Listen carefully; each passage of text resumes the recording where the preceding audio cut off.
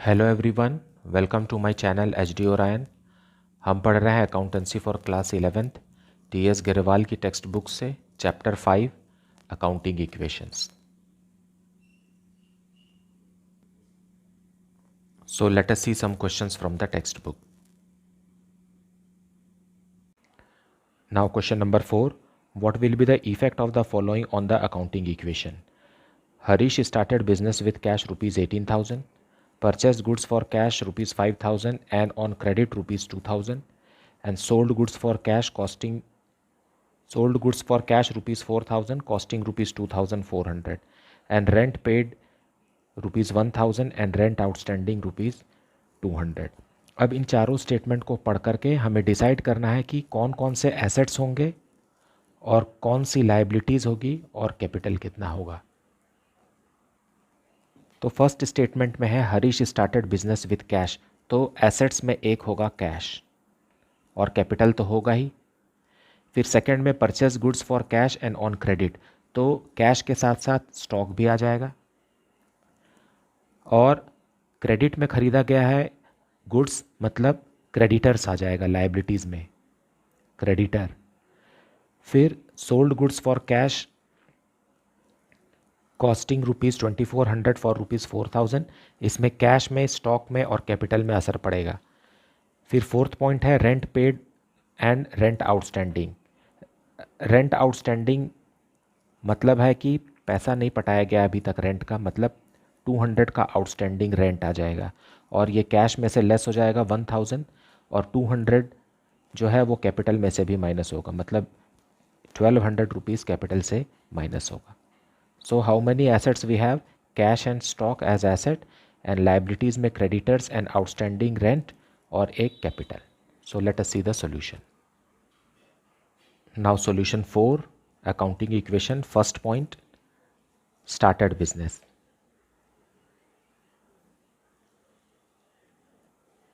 Started business with cash rupees 18,000, means cash is an asset 18,000 and capital is also increased by 18,000. So equation is balanced here. Left hand side 18,000 and right hand side also 18,000. Now transaction 2, purchased goods for cash.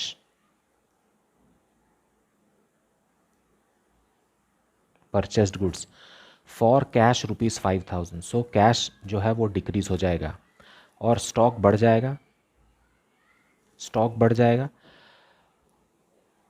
लेकिन हमने stock खरीदा है 7,000 का, सो 7,000 rupees से stock बढ़ जाएगा, जिसमें से 5,000 हमने कैश में दे दिया और 2,000 रुपीज़ का क्रेडिटर्स आ जाएगा, क्योंकि ये क्रेडिट ट्रांजैक्शन है।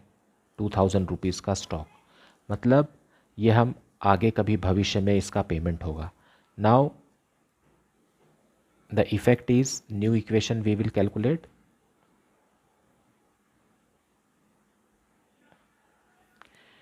कैश में से 5,000 लेस हो गया, मतलब 13,000 बचा और स्टॉक 7,000 का आ गया, जिसमें से 5,000 का कैश है और 2,000 का क्रेडिट है, is equal to 2,000 rupees and 18,000 capital. So 18 plus 2 is 20 and 13 plus 7 is also 20. So the equation is balanced. Now third transaction is sold goods for cash.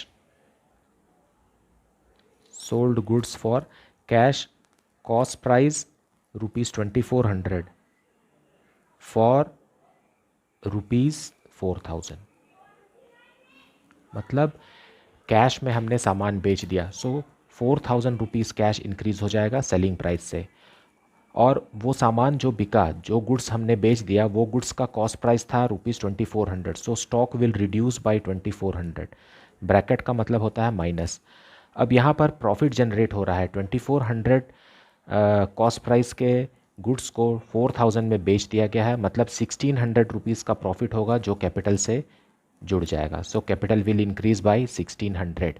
Now cash हो गया अब 17,000 का, प्लस 4,600 का stock बचा है, is equal to 2,000 का creditor अभी भी हमें पेमेंट करना बचा है, और यहाँ हो गया 19,600। So this is our new equation.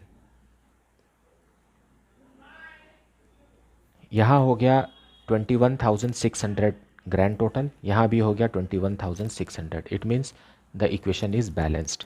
Now fourth transaction is paid rent. Paid rent ₹1,000 and outstanding rent भी है ₹200. नाउ पेड रेंट में तो कैश लेस हो जाएगा 1,000 रुपीज़ से, लेकिन आउटस्टैंडिंग रेंट के लिए लेस नहीं होगा क्योंकि इसका पेमेंट फ्यूचर में होने वाला है. आउटस्टैंडिंग है मतलब ये अभी पेमेंट इसका नहीं हुआ है. So as a result total rent कितना होना चाहिए 1200 का. सो कैपिटल में से 1200 लेस हो जाएगा क्योंकि ये रेवेन्यू एक्सपेंडिचर है और इसका टाइम भी आ गया था देने का, मतलब ये मैच्योर हो गया, पीरियड इसका सही है. सो कैपिटल में से लेस हो जाएगा. और हमने 200 रुपीज़ का रेंट अभी तक नहीं पे किया है, मतलब ये एक लाइबिलिटी है. सो यहाँ पर हम एक नई लाइबिलिटी लिखेंगे, outstanding rent. So outstanding rent will appear 200 rupees का. अब न्यू इक्वेशन बनाएंगे.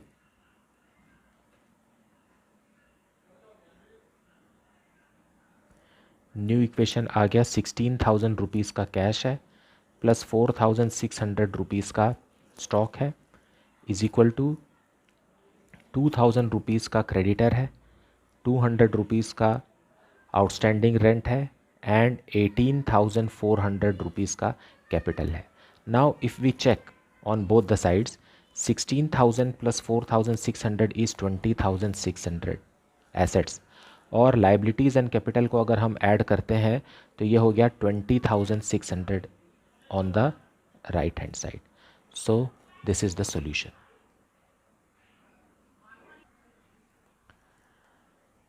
Now let us see question number 5. Prepare accounting equation from the following. Started business with cash ₹1 lakh and goods ₹20,000. Second है sold goods worth ₹10,000 for cash ₹12,000. And third है purchased furniture on credit for ₹30,000. Now हमें मालूम है accounting equation है assets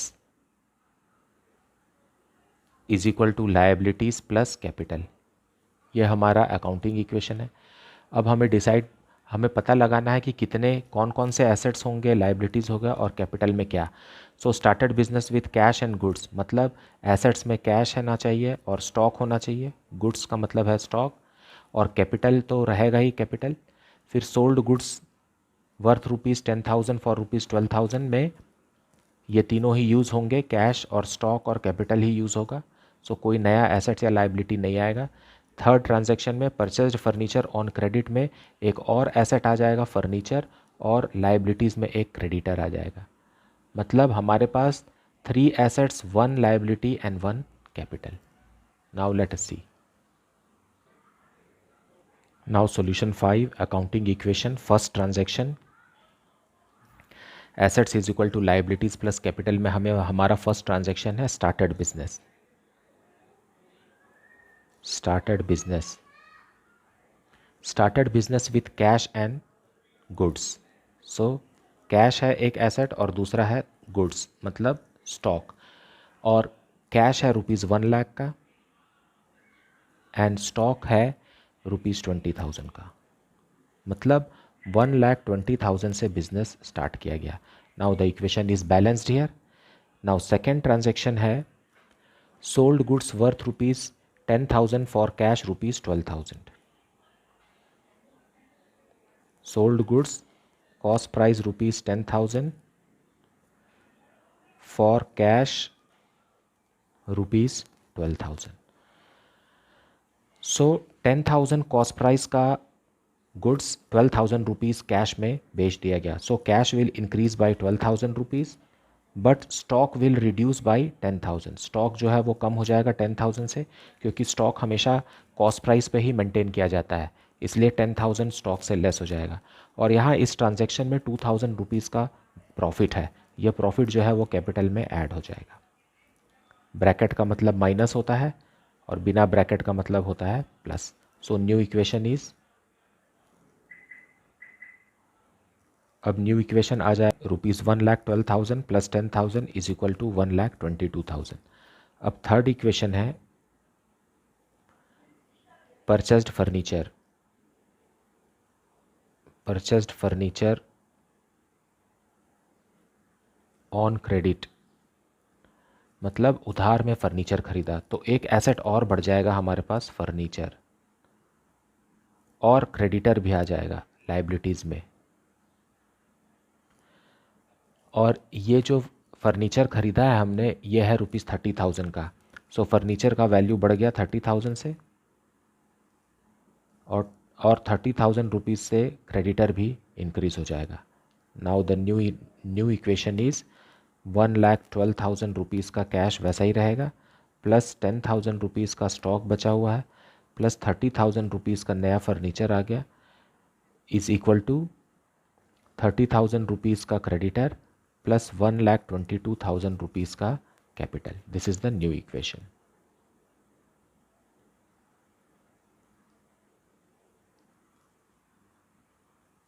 सो यहाँ हम check करें assets को, तो ये है 1,52,000, और उसी तरीके से लाइबिलिटीज़ और कैपिटल को चेक करें तो भी आ रहा है ₹1,52,000। So the equation is balanced with every transaction. Now question number 6, prepare an accounting equation and balance sheet on the following basis. First, Ajit started business with cash ₹20,000. अब accounting equation में asset side cash हो जाएगा और एक capital भी आ जाएगा। फिर purchased furniture, so cash में से लेस हो जाएगा लेकिन एक फर्नीचर भी आ जाएगा, वो भी एक एसेट है। ही पेड रेंट, तो कैश में से लेस होगा और कैपिटल में से भी लेस होगा। ही परचेज्ड गुड्स ऑन क्रेडिट, तो स्टॉक आ जाएगा एसेट्स में और एक क्रेडिटर जो है वो लाइबिलिटीज़ में अपीयर होगा, कैपिटल में कोई फ़र्क नहीं। Then he sold goods costing ₹2,000 for ₹5,000 on cash, मतलब उसने 2,000 रुपीज़ का गुड्स जिसका कॉस्ट प्राइस 2,000 था उसे 5,000 रुपीज़ कैश में भेज दिया, मतलब 5,000 रुपीज़ से कैश इंक्रीज़ हो जाएगा, लेकिन स्टॉक जो है वो 2,000 से डिक्रीज़ हो जाएगा, और यहाँ जो प्रॉफिट जनरेट हुआ है वो कैपिटल में प्लस हो जाएगा। So in this accounting equation हमारे पास 3 एसेट्स हैं, 1 लायबिलिटी है और एक कैपिटल है। सो let us see the solution. Now solution 6, accounting equation, assets is equal to liabilities plus capital. First transaction, started business.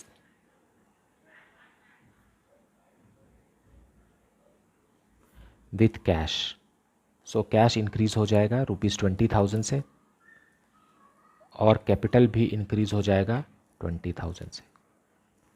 Then second transaction is purchased furniture. Purchased furniture ये एक cash transaction है और इसलिए 2,000 rupees से cash reduce हो जाएगा और एक नया एसेट आ जाएगा फर्नीचर 2,000 का। So our new equation is, capital में कोई फ़र्क नहीं पड़ेगा, new equation.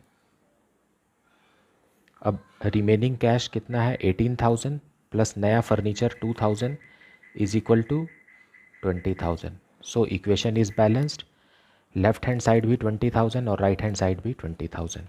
Then third transaction, purchased goods.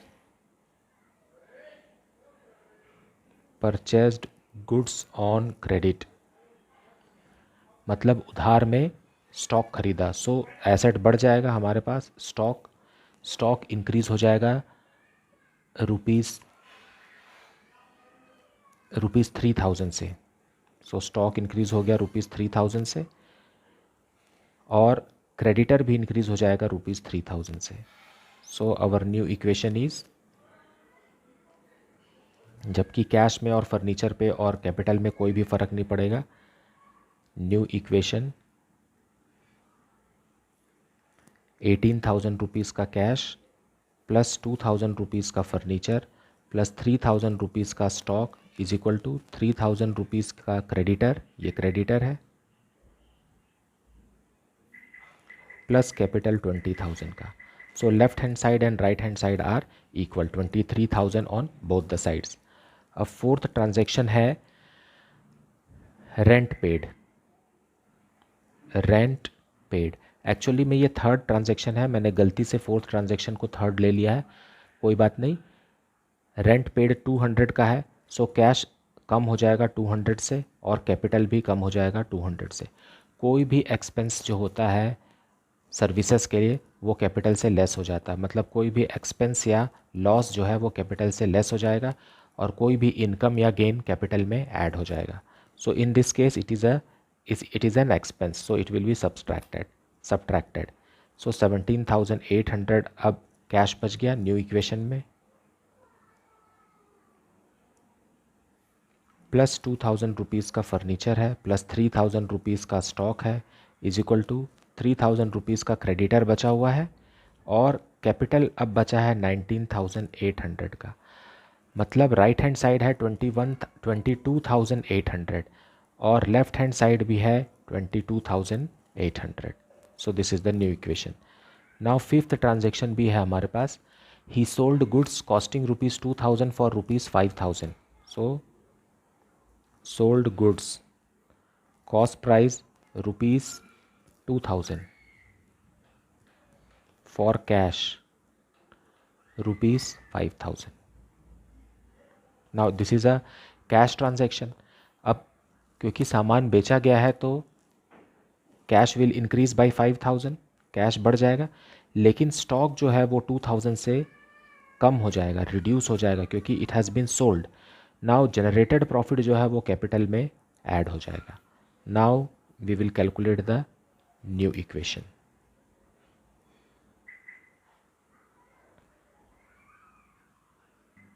और न्यू इक्वेशन है कैश ₹22,800 प्लस 2,000 रुपीज़ का फर्नीचर प्लस 1,000 रुपीज़ का स्टॉक बचा हुआ क्योंकि 2,000 का हमने बेच दिया, इज इक्वल टू 3,000 का क्रेडिटर्स अब भी बचा हुआ है क्योंकि इनको अभी तक पेमेंट नहीं हुआ है, और कैपिटल जो है वो 22,800 रुपीज़ का। नाउ राइट हैंड साइड का ग्रैंड टोटल है 25,800 और लेफ्ट हैंड साइड का भी ग्रैंड टोटल है 25,800। अब हमें इसी फाइनल इक्वेशन को बैलेंस शीट में रिप्रेजेंट करना है। सो लेट अस प्रिपेयर बैलेंस शीट। अब हम बना रहे हैं बैलेंस शीट। यह है बैलेंस शीट का फॉर्मेट। ये हॉरिजॉन्टल होता है, लेफ्ट हैंड साइड होता है लाइबिलिटीज़ और एसेट्स होता है राइट हैंड साइड में। तो यहाँ देखिए हमारे पास 3 एसेट्स हैं, कैश, फर्नीचर एंड स्टॉक। सो हम एसेट्स के नीचे लिखेंगे कैश 22,800, फर्नीचर लास्ट इक्वेशन का ही लिखना है हमें 2,000 एंड स्टॉक भी है हमारे पास 1,000 का। उसी तरीके से लाइबिलिटीज़ साइड में हमें एक्सटर्नल लाइबिलिटीज़ और ओनर्स इक्विटी लिखना है। सो हम यहाँ लिखेंगे creditors 3,000 and capital 22,800। Now we will grand total it. Here it is 25,800 और यहाँ भी 25,800। So this is the balance sheet for question number 6. Now question number 7. Prepare an accounting equation from the following. Started business with cash ₹1 lakh, मतलब assets के list में cash आ जाएगा और capital जो है वो भी अपियर होगा, कैश और कैपिटल दोनों बराबर। Then second, purchase goods for cash ₹20,000 and on credit ₹30,000, मतलब गुड्स तो परचेस किया गया है लेकिन टोटल गुड्स 50,000 का है, तो स्टॉक आ जाएगा और क्रेडिटर भी आ जाएगा। क्यों क्रेडिटर आएगा? क्योंकि क्रेडिट में भी गुड्स को परचेस किया गया है इसलिए, और 20,000 रुपीज़ का जो कैश परचेस किया गया है उससे कैश रिड्यूस हो जाएगा। देन थर्ड पॉइंट, सोल्ड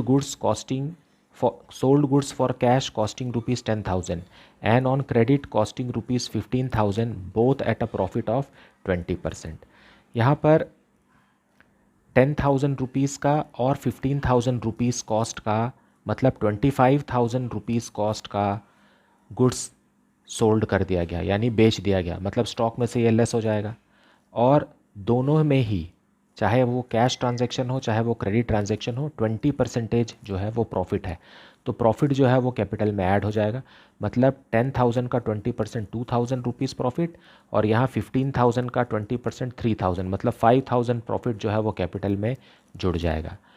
और क्योंकि 10,000 वाला गुड्स जो है वो कैश में बिका है और ये कितने में बिका है, 2,000 प्रॉफिट में बिका है, मतलब ये 12,000 रुपीज़ जो है ये कैश में इंक्रीज़ हो जाएगा, कैश बढ़ जाएगा। और debtor, who is a debtor, debtor is a person to whom goods are sold on credit, जिनको हमने उधार में सामान बेचा है वो लोग ही बिजनेस के लिए डेटर होते हैं। तो डेटर से कितना रुपीज़ लेना है, 15,000 रुपीज़ का सामान था जिसे 20,000 मतलब 3,000 रुपीज़ प्रॉफिट में बेचा गया, मतलब 18,000 रुपीज़ का डेटर अपीयर होगा। Now let us see this in accounting equation. Now solution 7, accounting equation, first transaction, started business.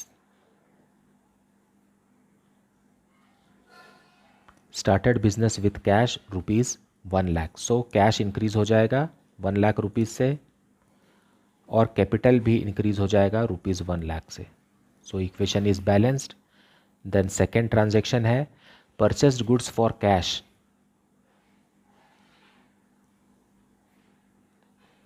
purchased goods for cash rupees 20,000, rupees 20,000 and on credit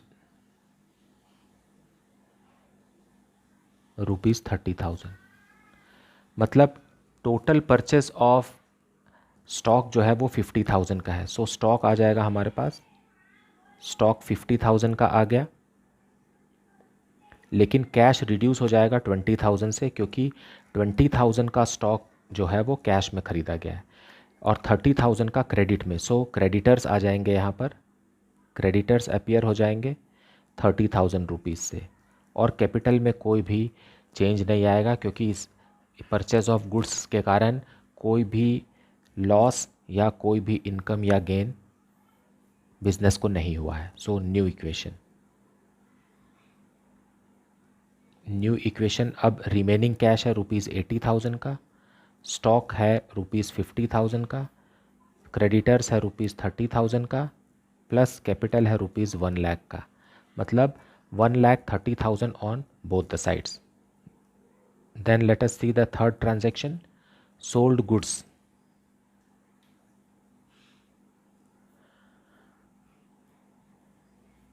costing rupees 10,000 on credit for cash and costing rupees 15,000 on credit at 20% profit. दोनों में ही 20% profit हमें calculate करना है, मतलब 10,000 rupees cost का सामान 20% profit में बिकेगा तो वो 12,000 का हो जाएगा और इससे हमारा कैश इंक्रीज़ हो जाएगा। So cash will increase by 12,000 and 15,000 वाला सामान जो है वो 20% प्रॉफिट के साथ ये 18,000 हो जाएगा क्योंकि 3,000 रुपीज़ प्रॉफिट होगा। सो इसे कहते हैं debtor.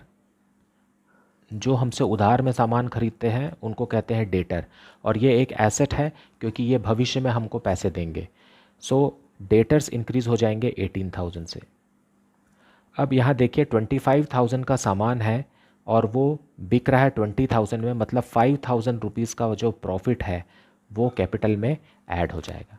So capital will increase by 5,000। अब न्यू इक्वेशन बनाएंगे, मतलब स्टॉक को भी डिक्रीज करना है 25,000 से, सो stock will also decrease by 25,000।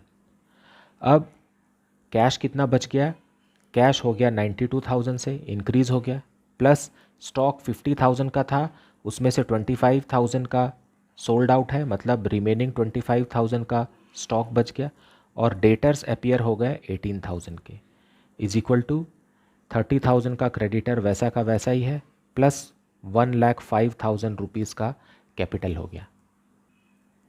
सो ये हो गया न्यू इक्वेशन। अब आप तीनों एसेट को ऐड करेंगे तो ग्रैंड टोटल आएगा 1,35,000, और लाइबिलिटीज़ को भी ऐड करेंगे तो आएगा रुपीज़ 1,35,000। इस तरीके से एसेट्स और लाइबिलिटीज़ दोनों ही बराबर हैं। So accounting equation is balanced. मुझे उम्मीद है कि आपको अकाउंटिंग इक्वेशन बहुत अच्छे से समझ में आ रहा होगा। And if you are having any doubt और any suggestion, please put it in the comment section. Please like, subscribe and share the channel. Thank you so much for watching.